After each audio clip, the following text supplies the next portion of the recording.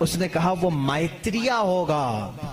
ये वही अल्फाज में बयान कर रहा हूं, थोड़े खुश्क हैं, इसको समझ लें आप, इसलिए कि मेरी तकरीर वो लोग भी सुनेंगे तो वो चेक करेंगे। मैत्रिया होगा, गौतम बुद्ध कहता है वो आएगा, वो उसको मैत्रिया कहेंगे, मैत्रिया कहेंगे। मैत्रिया का अब लफ्ज का तर्जुमा निकालना पड़ेगा कि क्या है ये, हकीकत में इसका माना क्या है। मैत्रिया का जब अरबी में ट्रांसलेट किया गया तो उसको कहा गया रहमतुल लिल आलमीन। उसने कहा उसको कहा जाएगा मैत्रिया। मैत्री का मतलब हुआ सारे जहानों के लिए जो रहमत होगा। मुझे बताओ मेरे अजीजों, सारे जहानों के लिए रहमत मेरे नबी के अलावा कौन बनकर आया? कुरान कहता वमा अरसलना का इल्ला रहमतल लिल आलमीन। ए महबूब, हमने आपको सारे जहानों के लिए रहमत बना करके भेजा है। गौतम बुद्ध ने फिर जो निशानियां बताई वो हैरत की हैं, हैरत की हैं। उसका एक खादिम था अनंदा नाम से, उस खादिम को लेकर के वो हमेशा चलता था और उसकी वो बड़ी हिफाजत करता था अनंदा। और श्रीलंका की जमीन पर या किसी और इलाके में उसने अनंदा ने पूछा कि तुम जिस मैत्रिया का जिक्र करते हो कि एक बड़ा बुद्धा आएगा, उसकी कुछ निशानियां भी तो बताओ। तो उसने कहा गौतम बुद्ध ने कि मुझे जहां तक मालूम होता है जिस तरह तू मेरा अनंदा है, इसी तरह वो मैत्रिया का भी एक खादिम होगा जो उसे कंधों पर बिठा करके एक गार तक ले जाएगा।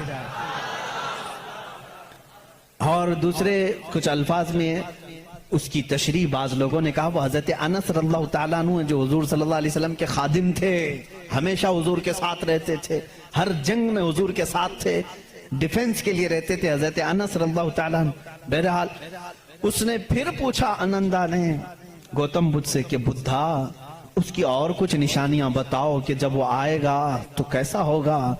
तो उसने कहा कि वो पैदा होगा तो सुबह हो रही होगी, वो पैदा हो रहा होगा, सुबह हो रही होगी। जिस सुहानी घड़ी चमका तैबा का चांद।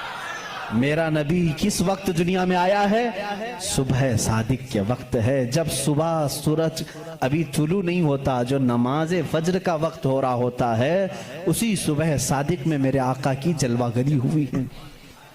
ये उनकी किताबों से। मैं पहले अब यहां पर एक बात इसको वाजे कर दूं, स्पष्ट कर दूं इस चीज को उनकी जुबान में कि हमें हमारी नबी को पहचानने के लिए किसी दूसरे दीन की जरूरत नहीं।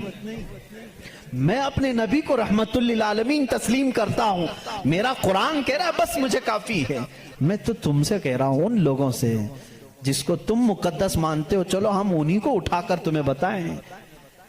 जाहिर सी बात है, अल फज़्लु लिमा शहीद बिहिल आदा, अरबी में कहा जाता है फजीलत तो उसकी है जिसकी दुश्मन भी गवाही देते हो। अब बुद्धा ये कहता है, गौतम बुद्ध ये कहता है कि वो बुद्धा आएगा तो वक्त सुबह का हो रहा होगा।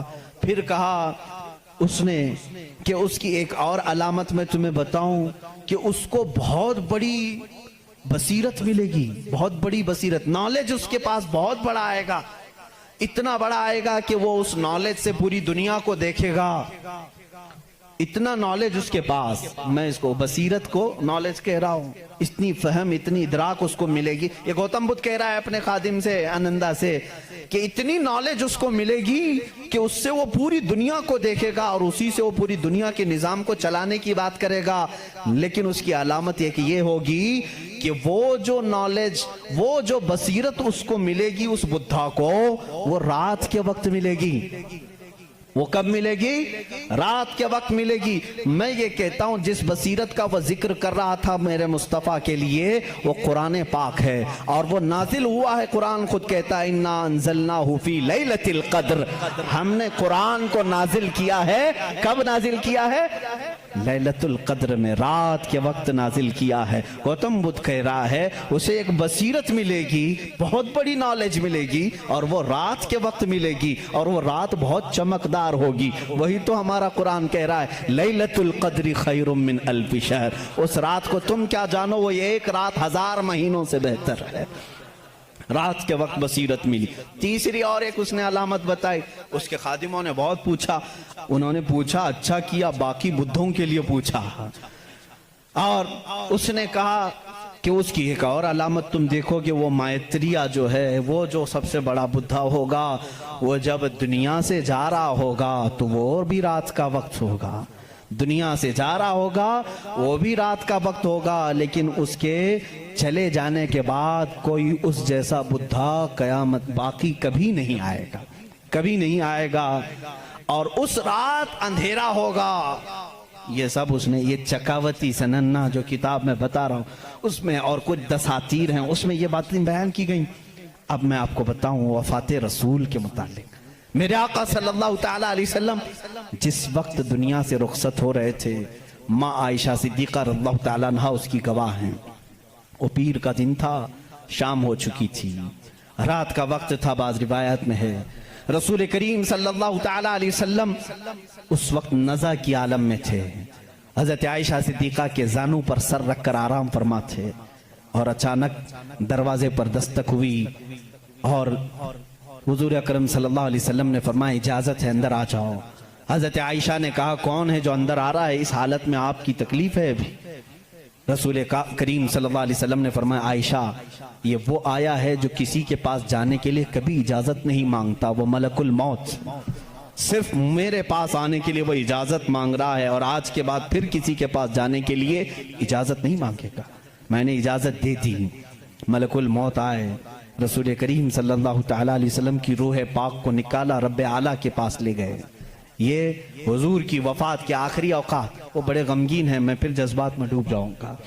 हुजूर अकरम सल्लल्लाहु ताला अलैहि वसल्लम जब वफात पाए, हज़रत आयशा सिद्दीक़ा रज़ियल्लाहु ताला अन्हा को खबर ही नहीं थी उस चीज़ की, वो बातें करते हुए मसरूफ़ थी।